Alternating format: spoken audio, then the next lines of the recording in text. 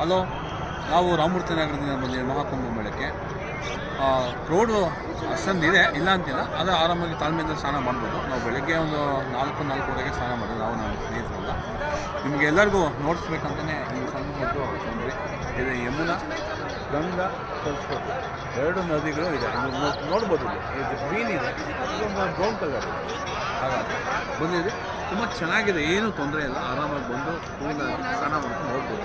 ಈ ಒಂದು ಸೌಭಾಗ್ಯನೂ ಎಲ್ಲರೂ ಪಡ್ಕೊಬೇಕು. ಅಂದರೆ ಇದು ತುಂಬ 144 ವರ್ಷಕ್ಕೆ ಒಂದೇ ಕಡೆ ಬಂದಿರೋದು. ಹಾಗಾಗಿ ಅನುಭವಿಸಿ ನೀವು ಬಂದು ಎಲ್ಲರೂ ಪ್ರತಿಯೊಬ್ಬರು ಬಂದು ನೋಡಿ.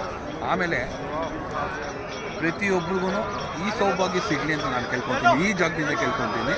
ನಮ್ಮ ಕುಟುಂಬದವ್ರಿಗೆ ಹಾಗೂ ನಮ್ಮ ವಂಶದವ್ರಿಗೆ, ನನಗೆ ಒಳ್ಳೇದು ಬಯಸೋರಿಗೆ, ಕೆಟ್ಟದ್ದು ಬಯಸೋರಿಗೆ, ಪ್ರತಿಯೊಬ್ರಿಗೂ ಈ ಸೌಭಾಗ್ಯ ಸಿಗಲಿ ಅವ್ರಿಗೆ ಅಂತ ಹೇಳ್ತಾ, ಆಲ್ಮೋಸ್ಟ್ ಎಲ್ಲರಿಗೂ ಆರಾಮಾಗಿ ಬನ್ನಿ. ಅಂದರೆ ಬರೋ ಟೈಮಲ್ಲಿ ಸೇಫ್ಟಿಯಾಗಿ ಬರಬೇಕು, ತುಂಬ ಕಷ್ಟ ಆಗುತ್ತೆ.